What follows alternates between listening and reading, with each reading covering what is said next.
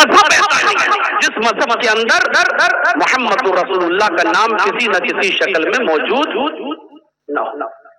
अल्लाह के नबी सल्लल्लाहु अलैहि वसल्लम ने खुद फरमाया, मेरे चंद नाम है, इन्नल अस्मान, मेरे चंद नाम है, अना मोहम्मद, मेरा एक नाम मोहम्मद है, वो अना अहमद, और मेरा दूसरा नाम अहमद है, वो अनल माही, और मेरा तीसरा नाम माही है, मिटाने वाला। यमहुल्लाहु बिल कुफ्र, अल्लाह मेरे जरिए कुफ्र को मिटाएगा। वो अनल हाशिर, मेरा एक नाम हाशिर है, इकट्ठा करने वाला, जमा करने वाला। अल्लाह मेरे कदमों के पास, मेरे कदमों तले सारी दुनिया को जमा कर देगा कयामत के दिन। वो अनल आखिर, मेरा एक नाम आखिर है, बाद में आने वाला। वल आखिरुल्लज़ी लैसा बअदहु नबिय्युन, मैं सबसे बाद में आया हूँ और मेरे बाद कोई नबी नहीं आएगा। इस हदीस में अल्लाह के नबी का पहला नाम क्या आया? मोहम्मद। मोहम्मद का अगर संस्कृत में तर्जमा करूं तो होगा नराशन। मोहम्मद माना जिसकी बहुत तारीफ की गई हो, और नराशन जिसकी बहुत प्रशंसा की गई। तो अगर कहा जाए मोहम्मद और उसको अगर हमें संस्कृत में कहना हो तो कैसे कहेंगे? नराशन।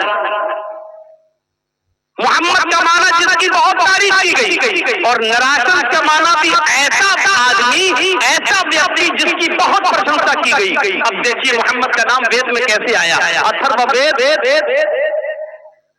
कांड 20 सूक्त 127 और उसका मंत्र नंबर 1। इदम जनाओ नराशन सृष्यते सशिम सहस्रा नवीतम चक्रम रुष्मे भूतमहे। इदम जन है जनता, है लोगो, इदम जन है लोगो, इदम मानी है, जना मानी जनता, इदम जन है लोगो। नराशन उपश्रुत, तो नराशन उपश्रुत मानी गौर से सुनो, अच्छी तरह सुनो, उपश्रुत गौर से सुनो। नराशन मोहम्मद आएंगे। नराशन एक ऐसा आदमी आएगा जिसकी प्रशंसा होगी, यानी मोहम्मद, उनकी तारीफ होगी, उनकी प्रशंसा इतनी होगी पूरे विश्व में उनसे ज्यादा किसी का नाम न लिया जाएगा। इस शरीयत उनसे ज्यादा किसी का कोई नाम नहीं लिया जाएगा विश्व में, पूरी दुनिया में मोहम्मद से ज्यादा किसी का नाम नहीं लिया जाएगा। ये जिसमें है अथर्ववेद कांड 20 सूक्त 127 का पहला मंत्र है, मोहम्मद का सबसे ज्यादा नाम लिया जाएगा दुनिया में। सबसे ज्यादा मखलूक के अंदर सबसे ज्यादा अगर किसी का नाम लिया जाता है तो वो कौन है? मोहम्मद रसूलुल्लाह सल्लल्लाहु अलैहि वसल्लम। रामचंद्र जी का भी उतना नाम नहीं लिया जाता। राम को बस तब याद किया जाता है जब किसी आदमी को बहुत बड़ी खुशी मिल गई हो, हाय राम, या किसी को बहुत तकलीफ पहुंची हो, मोटरसाइकिल पे जा रहा हो जहेज वाली भिकमंगनी गाड़ी पर और फिसला, गिरा, टांग टूट गई, हाय राम, बस ये है राम को याद किया जाता है। बस या तो खुशी में या गमी में। ईसाइयों में चले जाओ तो जीसस को तो याद ही नहीं करते, उनको जब तकलीफ पहुंचती है तो कहते ओह माय गॉड, बस वो भी अल्लाह को याद, वो भी तकलीफ में या खुशी में, हर वक्त नहीं। लेकिन मोहम्मद रसूलुल्लाह को कितना याद किया जाता है। आप तखय्युल की सहरा पर सवार होकर सोचिए, इस वक्त मेरी घड़ी में 1:27 हो चुका है रात का, 1:27 इस वक्त भी कहीं ना कहीं दुनिया के किसी न किसी कोने में ईशा की अज़ान हो रही होगी, और कहीं फजर की हो रही होगी, कहीं ज़ोहर की हो रही होगी, कहीं असर की हो रही होगी, कहीं मगरिब की हो रही होगी इस वक्त, और वहां नाम लिया जा रहा होगा अशहदु अन्ना मुहम्मदर रसूलुल्लाह। इंसाइक्लोपीडिया ऑफ ब्रिटानिका का क्रिश्चियन राइटर अपनी किताब के अंदर लिखता है, एक सेकंड भी ऐसा नहीं जाता जिस सेकंड के अंदर मोहम्मद का नाम नहीं लिया जाता। मिनट नहीं, एक सेकंड भी ऐसा नहीं जाता जिस सेकंड में मोहम्मद रसूलुल्लाह का नाम न लिया जाता हो। आप सुबह उठिए, अजान सुनेंगे, मस्जिद में जाइए, वुजू बनाएंगे, क्या पढ़ेंगे? बिस्मिल्लाह। वुजू बनाकर फारिग होइए, क्या दुआ पढ़ेंगे?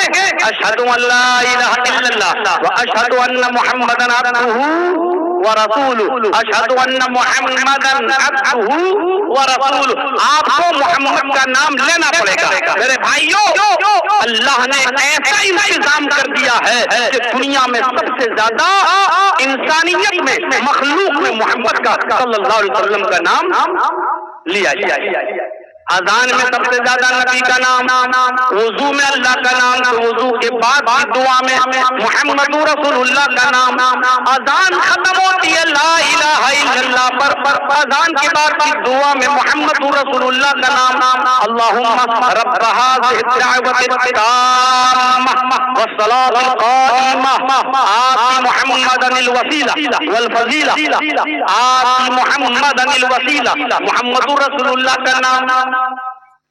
नमाज पढ़ने खड़े हो जाइए, अल्लाहु अकबर, अल्लाह का नाम। लेकिन सलाम फेरने से पहले आपको तहियात में मोहम्मद रसूलुल्लाह का नाम लेना पड़ेगा।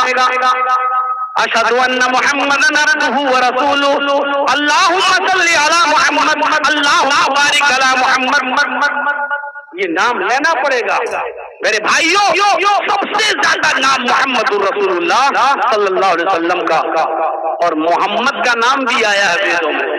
मोहम्मद का नाम भी आया वेदों में, मोहम्मद ऐसे ही आया है। अज्ञान हेतु किरत मोहम्मदान्धिकारं नाशं विधायं इत्तदोदयतेर्वेका। श्रीमद् भागवत महान पुराण स्कंद 12 अध्याय 2 मंत्र नंबर 16। अज्ञान हेतु किरत, बहुत ज्यादा जिहालत होगी मोहम्मद के आने से पहले। मोहम्मद आएंगे, मोहम्मदान्धिकारम नाशम, मोहम्मद अंधेरे को नाश कर देंगे। मोहम्मदान्धिकारम नाशम, मोहम्मद के आने के बाद अंधेरा मिट जाएगा। मोहम्मद रसूलुल्लाह के आने से पहले कितना अंधेरा था। मोहम्मद आएंगे तो इल्म की ज्योति लेकर आएंगे, इल्म का दीपक लेकर आएंगे। इल्म का दीपक अल्लाह ताला ने कुरान की पहली आयत जो मोहम्मद रसूलुल्लाह पर उतारी है, वो इल्म की ज्योति है, इल्म का दीपक है। इक़रा बिस्मि रब्बिकल लज़ी खलक़, खलक़ल इंसान मिन अलक़। सबसे पहले ग़ार हिरा में मोहम्मद रसूलुल्लाह को नमाज का हुक्म नहीं दिया जा रहा है, रोजा रखने का हुक्म नहीं दिया जा रहा है, ज़कात देने का हुक्म नहीं दिया जा रहा है, हज करने का हुक्म नहीं दिया जा रहा है। सबसे पहले हुक्म दिया जा रहा पढ़ो, इक़रा बिस्मि रब्बिकल लज़ी खलक़। सबसे पहले इल्म की बात बताई जा रही है। इसी तरफ इशारा है मोहम्मद के आने से पहले जिहालत होगी, अंधकार होगा, अज्ञानता होगी। मोहम्मद इल्म का दीपक लेकर आएंगे, यानी कुरान लेकर आएंगे। अल्लाह के नबी सल्लल्लाहु अलैहि वसल्लम कुरान की ज्योति लेकर आए, फिर अंधेरे को नाश कर देंगे। मोहम्मदान्धिकारम नाशम, मोहम्मद अंधेरे को नाश कर देंगे। इतना अंधेरा था अरब की सरजमीन पर, अरब की धरती पर कि लोग शराब इतनी पिया करते थे कि शराब के नशे में वो अपनी बीवी और बेटी में अंतर नहीं कर पाते थे। वो कभी कभी शराब इतनी पी लिया करते थे कि बीवी के बजाय वो अपनी बेटी का हाथ पकड़ लिया करते थे। जुआ इतना खेला करते थे कि जुए में रकम हार गए तो मकान लगा दिया, और मकान की जुए में हार गए तो बीवी जुए में लगा दी, और बीवी भी जुए में हार गए तो अपनी 16, 17, 18 साल की बेटी जुए में लगा दी। जब बेटी हार जाते थे तब वो मानते कि अब मैं हार गया हूँ। मेरे भाइयों, अभी चाय वाले को मना करो, चलो अब कोई चाय नहीं बेचेगा। अब मेरा मूड बन गया है, तो अच्छा है, हट जाओ। आज तुम्हें मंत्र सुनना, मंत्र ही सुनाएंगे आज। अब जलता छोड़ दो, कुरान और हदीस का नाम लेकर करना। अब जलसा में खुदा कुरान हदीस की जरूरत नहीं है, अब जलसे में मंत्र की जरूरत है। इसलिए अब इसका नाम रख दो भजन कथा, जलसा मत रखा करो इसका नाम। आजकल जलसे के साथ साथ मेरे भाइयों कुरान हदीस की जरूरत है। हमारा मुआशरा कहाँ जा रहा है? हमारी लड़कियां गैर मुहर्रमों के साथ साथ आज निकाह कर रही हैं, शादियां कर रही हैं। आप जाइए और हालात देखिए, सिर्फ महाराष्ट्र के अंदर, महाराष्ट्र में 3 लाख मुसलमान लड़कियों ने कोर्ट के अंदर एप्लीकेशन दे रखी है कि मैं 17 साल की हूँ, जब 18 साल की होंगी तो मैं राम प्रकाश भला से मैं अपनी शादी करूंगी। मेरा बाप और मेरा भाई इंटरफियर करेगा, लेकिन उस वक्त उसकी बात न मानी जाए। आज जरूरत थी इन तमाम चीजों पर बोलने की, लेकिन आपको कुरान हदीस नहीं सुनना है, आपको वेद और रामायण सुनना है। सुनिए वेद और रामायण, कथा सुनना है तो सुनिए वेद और रामायण और कथा। आप यही सुनिए। आप चापी वालों, बहुत दिनों से मैंने प्रोग्राम इस इलाके में नहीं दिया है, मैं दे भी नहीं रहा हूँ। वो तो अमीन मेरे पीछे पड़ गया तो मैंने दे दिया। इस इलाके में मैं नहीं आ रहा हूँ। हसनपुर वाले 8 साल से मेरे पीछे पड़े हुए हैं, मैं नहीं दे पा रहा हूँ उनके प्रोग्राम। तो मेरे भाई अब सुनना है तो सुनते रहिए। अब आप वेद और रामायणी को सुनना है। शराब कितनी पी जाती थी, जुआ इतना खेला जाता था कि उनकी बेटियां जुए में मेरे भाइयों हारी जाती थी। तब भी फैसला जब बेटी भी हार गया तब कहता था अब मैं हार गया हूँ। सुनिए, जिना इना हो रहा था, जिनाकारी जिस लड़की से शादी करके कोई लाया, बुखारी पढ़िए किताबों को दिल वही किताबुल निकाह, ज़माने जाहिलियत की निकाह, जब वो शादी करके लाता था तो उससे खुद हम मिस्त्री नहीं करता था। बीवी मेरी शादी करके मैं लाया हूँ, लेकिन वो नौजवान सुहाग रात नहीं मनाता था उसके साथ, किसी दोस्त को दे देता था, जाओ इसको ले जाओ रखो अपने पास, तब तुमसे प्रेग्नेंट हो जाए, हामिला हो जाए, तब तुम इसको मेरे पास लेकर आना, तब मैं इसको अपनी बीवी बनाऊंगा। और इतनी जहालत थी अरब की सरजमीन पर, इतना अंधेरा अरब की सरजमीन पर। इससे भी ज्यादा अंधेरा ये था कि खाने काबा का जब औरतें तवाफ करती थी तो नंगी होकर करती थी, एक कपड़े का तार उनके जिस्म पर नहीं होता था। कमा वलदत उम्मुहा, जैसे किसी की माँ ने उसको आज ही पैदा किया, जैसे उस बच्चे के जिस्म पर कपड़ा नहीं होता था, वैसे ही मेरे भाइयों इस औरत के जिस्म पर कपड़ा नहीं। और ये रहीबुल मखदूम मौलाना फजलुर रहमान साहब मुबारकपुरी रहमतुल्लाह अलैह की औरत को कपड़ा पहनकर तवाफ करने का अधिकार नहीं था, उसको कपड़ा नहीं पहनने दिया जाता था, वो नंगी और बरहना होकर तवाफ करती थी। ऐसे माहौल में मुहम्मदुर रसूलुल्लाह नबी बनकर आए, ऐसे माहौल में नबी बनकर आए। अंधकारम नाशम, अंधेरे को नाश कर दिया, शराब को हराम करार दिया तो शराब नालियों में बहने लगी मदीने की।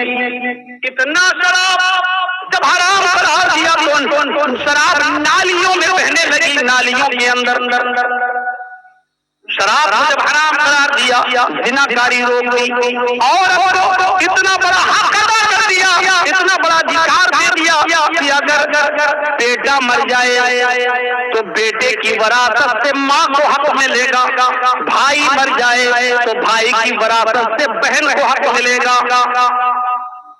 गौर कीजिए आप, भाई की वरासत से बहन को हक मिलेगा, शौहर मर जाए तो शौहर की वरासत से बीवी को हक मिलेगा। इतना ज्यादा आपने औरत को अधिकार दे दिया, इतना ज्यादा हक दे दिया। आपने औरत को सम्मान से जीने का अधिकार दिया है, सम्मान से जीने का अधिकार दिया है। ये अंधेरे को नाश कर दिया है, अंधेरे को मिटा दिया है। जुआ मिट गया, शराब नोशी खत्म हो गई, बेपर्दगी खत्म हो गई, और यानियत खत्म हो गई। औरतें जो खाने काबा पर नंगी होकर तवाफ किया करती थी, उन औरतों को ऐसा बापर्दा बना दिया कि उनके चेहरों को भी, उनके गालों को भी आसमान की निगाहें देखने के लिए तरस गई। और ऐसा पर्दा नाफिज किया कि आप पर्दे के अहकाम को बता रहे हैं, पर्दा लोगों में बयान कर रहे हैं। तो एक औरत उठती है और कहती है, ऐ अल्लाह के नबी, देवर से भी पर्दा करूं? अराइतल हमुआ, या रसूल अल्लाह, क्या मैं देवर से भी पर्दा करूं? आपने फरमाया देवर तो भाभी के लिए मौत है, देवर तो भाभी के लिए मौत है। आपने देवर से पर्दे को जरूरी करार दे दिया। अलहम के अंदर देवर भी आता है, अलहम के अंदर जीजा भी आता है, यानी कोई भाभी अपने देवर के साथ सफर नहीं कर सकती और कोई साली अपने जीजा के साथ सफर नहीं कर सकती। भाभी अपने देवर के साथ बैठ के खाना नहीं खा सकती और साली अपने जीजा के साथ बैठ के खाना नहीं खा सकती। भाभी अपने देवर की मोटरसाइकिल पर भी न ससुराल जा सकती है, न मायके जा सकती है। साली भी अपने जीजा की बाइक पर बैठकर न स्कूल जा सकती है, न जलसे में जा सकती है। ऐसा पर्दा नाफिज किया है हमारे मुआशरे में। अगर चल रहा है तो चल रहा है, मुआशरा जिम्मेदार है, कुरान और हदीस इसकी जिम्मेदार नहीं है। बहुत डिबेटें होती है चैनलों पर, इस्लाम ने औरत पर पर्दा, चारदीवारी, हिजाब, बुर्का, कितनी डिबेटें होती हैं। अरे धर्म के आधार पर डिबेट करो ना। मुझे बताओ दुनिया का कौन सा धर्म ऐसा है कि जो औरत को खुला हुआ घूमने की परमिशन देता है? हिंदू धर्म भी नहीं देता है, हिंदू धर्म भी नहीं। रामचंद्र जी की पत्नी सीता का जब हरण हुआ और रावण लेके जब फरार हो गया तो रामचंद्र जी ने हनुमान और लक्ष्मण को भेजा कि जाओ मेरी पत्नी सीता को तलाश करो। वाल्मीकि रामायण उठाकर देखिए, सीता जी को तलाश करने के लिए हनुमान गए और रामचंद्र जी के छोटे भाई लक्ष्मण भी सीता जी को तलाश करने के लिए निकले। सीता जी बड़ी चालाक थी, कहीं दुपट्टा फेंक गई, आगे बढ़ी तो चप्पल फेंक गई, और आगे बड़ी तो हाथ का कंगना फेंक गई, कहीं और आगे बढ़ी तो कुछ और फेंक गई, फेंकती चली गई, ताकि मुझे जो लोग ढूंढने आए, तलाश करने आए, वो हमारी फेंकी हुई चीजों को देख कर पता लगा लेंगे कि रावण हमको यहीं से लेकर गया है। हनुमान को सबसे पहले दुपट्टा मिला। हे लक्ष्मण, ये दुपट्टा किसका है? लक्ष्मण ने कहा ये तो मेरी भाभी पहनती थी। हाँ, इसी रास्ते से लेके गया और आगे बढ़े। जब और आगे बढ़े तो क्या देखते हैं, कंगना मिला। पूछा है लक्ष्मण ये कंगना किसका है? कहा ये मेरी भाभी सीता जी का है, मैंने देखा है मेरी भाभी ये कंगना अपने हाथ में पहनती थी। कहा इसी रास्ते से लेकर गया और आगे बढ़ी, चप्पल मिली। हाय लक्ष्मण ये चप्पल किसकी है? लक्ष्मण ने कहा ये चप्पल भी मेरी भाभी पहनती थी, इसका मतलब इसी रास्ते से गई है। बहुत सी चीजें मिली, सब पहचान ली और लास्ट में सीता जी की नथुनी मिली। सीता जी की नथुनी। इसी भारत में रहता हूँ, टंके की चोट पे कहता हूँ, गलत किस्सा हो तो कोई भी आदमी मुझ पर केस कर सकता है, पूरी आजादी है, और सही हो तो मान लो। मेरे भाइयों, नथुनी मिली तो हनुमान जी ने कहा ये नथुनी किसकी है? लक्ष्मण ने उस नथुनी को अपने हाथ में लिया और हाथ में लेने के बाद कहने लगे हनुमान जी ये नथुनी नहीं पहचान पा रहा हूँ किसकी है। कहा सारी चीजें जब सीता जी की है तो नथुनी भी होगी। कहा हो सकता है लेकिन मैं कंफर्म नहीं हूँ कि ये नथुनी भी मेरी भाभी की है। कहा कि सारी चीजें पहचान गए, फिर ये नथुनी क्यों नहीं पहचान पाए? सीता जी, लक्ष्मण ने कहा कि मेरी भाभी ये नाक में पहनती होंगी ना, ये नथुनी तो नाक में पहनने की चीज है, मेरी भाभी इसे नाक में पहनती होंगी। और आज तक मैंने अपनी भाभी का चेहरा ही नहीं देखा। वो मेरे भाई राम की पत्नी है, मैं क्यों देखूं? राम की पत्नी का चेहरा मैं क्यों देखूं? वो मेरी भाई की पत्नी है, मैं कौन होता हूँ उसका चेहरा देखने वाला? पूरी वाल्मीकि की रामायण पर डालो मेरे भाइयों।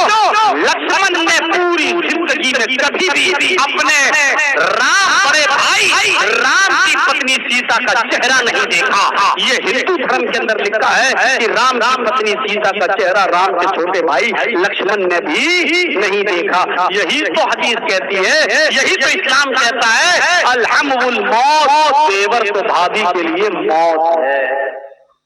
ऐसे समझ में नहीं आएगा।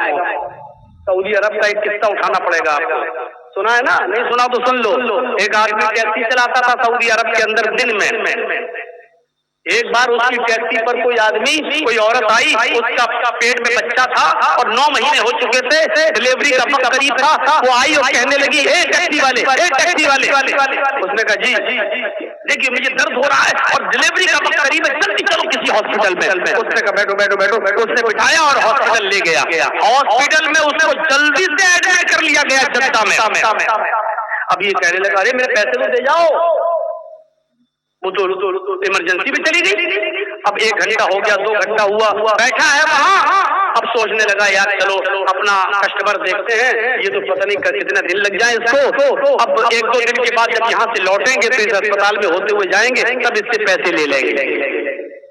इस आदमी को रजिस्टर पे नाम लिखवाया गया, नाम लिखो, तुम इस औरत को लेके आए हो, कहा नाम लिखो। उसने अपना नाम लिख दिया और घर का फोन नंबर लिख दिया। उस जमाने में मोबाइल नहीं चलते थे, 22 साल पुरानी बात है, तो उस जमाने में मोबाइल नहीं चलते थे, फोन नंबर लिख दिया। अब ये बेचारा दिन भर टैक्सी चलाता रहा, रात में जब अपने घर गया, सोया, फजर में उठा, इसकी बीवी चाय वाय बना के लाई, जब ये फजर के बाद फिर टैक्सी चलाने के लिए जाएगा, जैसे ही ये फजर में चाय पी रहा था नमाज पढ़ने के बाद आकर फोन की घंटी बजी, इसने फोन उठाया, हेलो, ये समझा किसी कस्टमर का कॉल है। हाँ हेलो, कहा कि कल उस औरत को तुम लेकर आए थे हॉस्पिटल में? इसने कहा जी। कहा कि तुम अपनी बीवी को यहाँ छोड़ गए हो, तुम्हें शर्म नहीं आती है? इस हाल में पूरी रात उसने गुजारी बेचारी ने। इसने कहा अरे डॉक्टर साहब वो मेरी बीवी नहीं है, वो तो कस्टमर थी। चुप। वो औरत रात भर चिल्लाती रही कि मेरा आदमी कहाँ गया, मेरा आदमी कहाँ गया, जो हमें यहाँ छोड़ के आया वही मेरा आदमी था। इस आदमी का दिमाग खराब, मेरा कहे डॉक्टर अच्छा हुआ ये फोन मैंने उठाया, कहीं मेरी बीवी ने उठाया होता तो यही कयामत बर्पा हो जाती। कहा यहाँ आ रहे हो कि नहीं आ रहे हो? नहीं तो अभी पुलिस तुम्हारे घर भेजता हूँ। ये इंडियन लोग बड़े बदमाश होते हैं। अब बच्चा सब हो गया, जब पैदा हो गया वो कह रहे लोग तुम्हारा बच्चा हुआ है, जल्दी आओ बच्चे को ले जाओ यहाँ। इसने कहा मैं आ रहा हूँ लेकिन बच्चा मेरा नहीं है। ये हॉस्पिटल में उस औरत को चाटते हुए कहता बेगैरत, शर्म नहीं आई? मैंने तेरे साथ इंसाफ किया, इंसानियत की से आया, तुझे यहाँ छोड़ा और तूने मेरे ऊपर नाम लगा दिया बच्चा। कहती अरे तुम्हें क्या हो गया भाई? गुस्सा गर्मी हर मियाँ बीवी में होती है, मेरी थोड़ी सी बात पे आप नाराज हो गए। वो रोने लगे, अरे घर की बात घर में निपटा लेंगे, अभी तो इस बच्चे को लेके चलो ना। तेरा दिमाग ठीक है? डॉक्टर ने कहा चलो उठाओ बच्चे को लेके चलो जाओ, यहाँ पे दूसरा मरीज आएगा, बेड खाली करो। उसने कहा डॉक्टर साहब ये मेरा बेटा नहीं है, ये मेरी बीवी नहीं है। दोनों में लड़ाई चलती है। औरत कहती है अल्लाह की कसम ये मेरा बेटा, ये इसी का बेटा है। और औरत के आंसुओं पर सब आदमी फिदा हो जाता है, उसका सब बुरा लगता है, पूरा स्टाफ औरत का साथ दे रहा है। भाई घर की बात घर में निपटा लेना। ये कह रहा नहीं है मेरा बेटा। जब बात बहुत आगे बढ़ गई तो डॉक्टर ने कहा अच्छा उस बच्चे को लेके आओ, तुम भी आओ, दोनों का भी ब्लड निकाल कर DNA टेस्ट करते हैं, 2 दिन में रिपोर्ट आ जाएगी ये बच्चा किसका है। जैसे ही ब्लड निकालने के लिए डॉक्टर ने सिरिंज अंदर लगाई और चीज के कहती है डॉक्टर साहब मशीनें कभी कभी गलत रिपोर्ट दे देती हैं। डॉक्टर अभी आदमी चिल्लाया चुप, मशीनें गलत रिपोर्ट देती है, फिर पोल खुलेगी। कहा नहीं मैं नहीं मान सकती, मशीनें भी कभी कभी गलत रिपोर्ट दे देती हैं। डॉक्टर ने उसको समझाया नहीं मशीन कभी गलत नहीं बोलेगी, जो रिपोर्ट होगी वो सामने आ जाएगी, 2 दिन के बाद आना। ये औरत भी यहीं पर है, तुम 2 दिन के बाद आना, रिपोर्ट आ जाएगी। 2 दिन के बाद ये फिर गया, खुश था, DNA टेस्ट मेरा हो गया है, वो बच्चा मेरा थोड़ी निकलेगा, मेरा है ही नहीं। जब 2 दिन के बाद जब ये वहां गया तो डॉक्टर ने कहा तुम सच्चे हो, ये बच्चा तुम्हारा नहीं है, ये औरत झूठी है, आप जा सकते हो। औरत ने इसका जुबान पकड़ लिया। डॉक्टर साहब मैंने कहा था ना कि मशीनें कभी कभी गलत रिपोर्ट दे देती हैं, अल्लाह की कसम ये इसी का बच्चा, मैं कहाँ जाऊंगी? डॉक्टर ने कहा मेरी बहन ये बच्चा इसका नहीं है, DNA टेस्ट से साबित हो चुका ये बच्चा इसका नहीं है। कहा मशीनें गलत रिपोर्ट देती हैं कभी कभी। डॉक्टर ने कहा नहीं भाई रिपोर्ट बाहर से होके आई है, बिल्कुल सही है। औरत उसके पैरों पे गिर पड़ी, ये तेरा बच्चा है, तू लेके जा। डॉक्टर ने उसको उठाया और कहा मेरी बहन तुम क्यों नहीं समझ रही हो, इसकी रिपोर्ट आई है, ये तो जिंदगी में कभी बाप बन ही नहीं सकता, ये तो बाप बनने के लायक नहीं है। तुम कहती हो कि इसका बेटा, ये तो बाप ही नहीं बन सकता कभी जिंदगी में। अब इसका दिमाग खराब। इसने कहा डॉक्टर क्या कह रहा है? मेरे 6 बच्चे हैं और तू कह रहा है कि मैं बाप नहीं बन सकता? मेरे घर आकर देख, मेरे 6 बच्चे। डॉक्टर कहता है ऐसा केस मेरी जिंदगी में कभी नहीं आया। अब औरत कहती मैंने कहा था ना कि गलत रिपोर्ट आदमी कभी मशीन दे देती है। अभी आदमी चीखते हुए कहता चुप, ये तो सही है रिपोर्ट कि ये बच्चा मेरा नहीं है, लेकिन ये रिपोर्ट गलत है कि मैं बाप नहीं सकता, मैं तो 6 बच्चों का बाप हूं। डॉक्टर ने फाइल उसको पकड़ाई, पकड़ कर भाग, मुझे नहीं मालूम। घर में पता लगा ये बच्चे किसके हैं। चल अब वो टैक्सी में बैठा, फाइल अंदर रखी और गाड़ी चलाई, और गाड़ी में बैठ के कहता है अगर ये रिपोर्ट सही है, मैं बाप नहीं बन सकता, तो ये मेरी खेती पे हल चलाया किसने, मेरे खेत तो फिर जोता किसने। अब ये बड़ा परेशान, सीधे घर गया और चप्पल से अपनी बीवी को मारने लगा दिन में ही। कुछ नहीं सुन रहा है, वो कह रही क्या हुआ, इसने 20-25 जूते चप्पल मारे। फिर पूछा ये बता कि ये बच्चे किसके हैं। वो कहती आपको क्या हो गया है, आप मेरे ऊपर चप्पल उठाई, ये बच्चे मेरे नहीं। तब औरत कहती है कि हाँ सुनिए, मुझे मारो नहीं, तुम तो इतने बौखलाए हुए जान मेरी ले लोगे। ये सच है कि ये बच्चे तुम्हारे नहीं है। ये तो मुझे मालूम हो गया कि बच्चे मेरे नहीं है, ये बता ये फल है किसका, किसके बच्चे। तो उसने कहा कि आपके छोटे भाई। आप दिन में टैक्सी चलाते हैं, रात में सोते हैं, वो रात में टैक्सी चलाता है, दिन भर यही रहता है। जब आप शादी के 2 साल तक बच्चे पैदा नहीं कर पाए तो मुझे बच्चे की जरूरत थी, मैंने आपके भाई के साथ ताल्लुक कायम किया, और एक बार जब ताल्लुक कायम हुआ तो होता चला गया, और ये 6 बच्चे इसी। उसने कहा मेरे भाई के हैं, ठीक है, यहाँ शिकायत करूंगा पुलिस में तो तुम्हें सजा बहुत सख्त मिलेगी, चलो भी यहाँ से इंडिया वापस चलते हैं, अपनी औरत को तलाक देते हैं, जब बच्चे ही तेरे हैं तो इद्दत गुजारेगी और तू इसके साथ शादी कर। ईमानदारी के साथ बताना, इस हदीस को सामने रखकर अब कैसा लग रहा है। अलहमुल मौत, देवर भाभी के लिए मौत। आप इस हदीस का मतलब देखिए, क्यों रामचंद्र जी के छोटे भाई लक्ष्मण ने भी अपनी भाभी का चेहरा नहीं मौजूद है वाल्मीकि रामायण में। तो मेरे भाइयों, हिंदू धर्म में पर्दा भी है, कौन सी चीज ऐसी है जो मौजूद वाच्य भूपति प्रेम रामाया मद विशारदा तब देवो महाराज ममदास मर्मो समंजियाति तथा तत्पश्य भो इति श्रुत्वा तथा दृष्टा परम विस्मय मागिता चतुर्विघ्रात्रम देव कृष्यामि कृष्यम भवन्तो बांधवा देवा स्वासेना दृश्यथा शरम सुरुधारी सदूषक उच्चलापि लिंगच्छेदीन सर्वमतो मुस्लिमेयो संस्कारा। श्रीमद्भागवत महान पुराण, भविष्य पुराण, प्रति सर्ग 3 खंड 25, मंत्र नंबर 23, 24, 25, 26, 27, 28। मैंने इतने मंत्र आपके सामने लाइन से पढ़ दिए हैं। इस धरती पर जब अंतिम ऋषि आएगा, इस धरती पर जब आखिरी नबी आएगा तो उसकी पहचान होगी शर्म सुरुधारी, वो लंबी दाढ़ी रखेगा। उसके मानने वाले भी लंबी दाढ़ी रखेंगे, दाढ़ी रखने वाले होंगे। शर्म सुरुधारी, लंबी दाढ़ी रखेंगे। सदूषका, सर के बाल खिलाएंगे तो छोटी नहीं रखेंगे, दाढ़ी लंबी होगी। सर के बाल खिलाएंगे तो चोटी टिक्की होती ना, हमारे बहुत हिंदू भाई पूरे बाल फैला लेते और थोड़ी सी चुटियां छोड़ देते टिक्की। लंबी दाढ़ी रखेंगे, लंबी दाढ़ी रखेंगे। सदूषक, और गांठ नहीं लगाएंगे।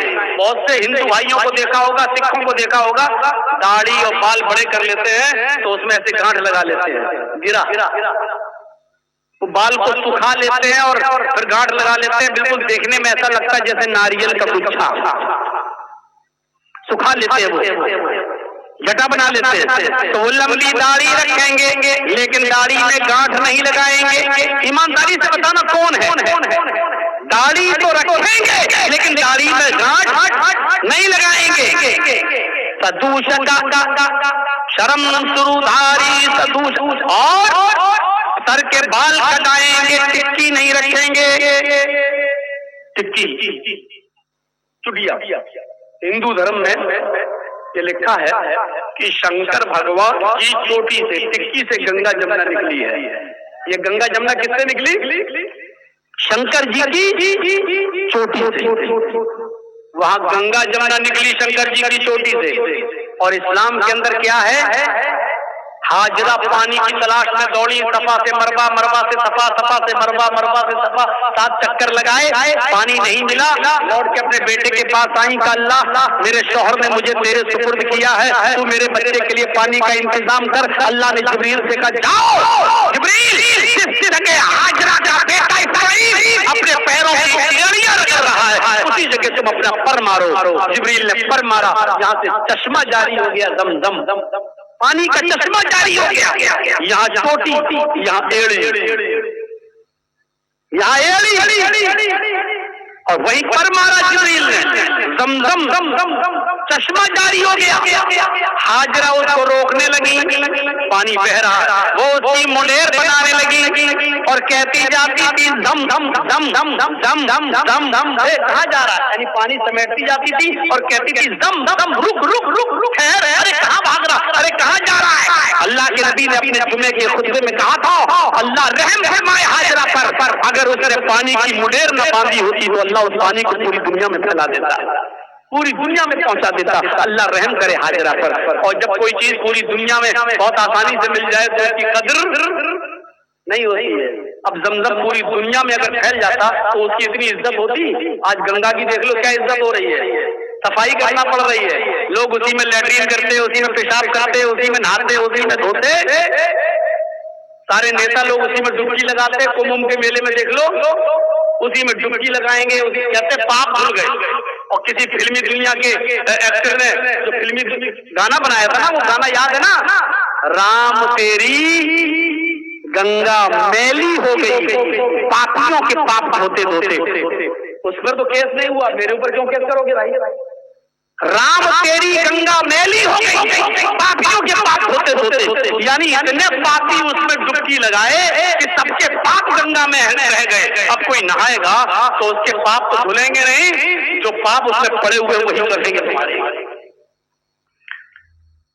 लेकिन जमजम की क्वालिटी देख लो, जमजम की कैटेगरी देख लो, जमजम में कैल्शियम भी है, जमजम में आयरन भी है, जमजम में जिंक भी है, जमजम में मिनरल्स भी है, जमजम में विटामिन भी है। मेरे इटावा में आज एक शख्स ऐसा है जो 20 साल पहले पानी की शिप से गया था हज करने, 20 साल के बाद वो इंतकाल कर गया, लेकिन उसके घर में 30 साल पुराना जमजम का पानी एक चट्टी में आज भी रखा हुआ है, आज भी फ्रिज में नहीं रखा, वो पानी आज भी रखा है। उसके बच्चे कभी कभी एक ढक्कन गिफ्टी लेते हैं और बीमार को उसी में एक जग पानी में एक ढक्कन मिलाया और दे देते हैं। 20 साल के बाद भी वो पानी न तो कीड़े पड़े, न खरा, न बदबू दिया। आज वो पानी 20 साल पहले जैसा था, आज वो पानी उसी शक्ल में मौजूद है। ये जमजम की कैटेगरी, ये जमजम की क्वालिटी है। शर्म सुरुधारी संदूषका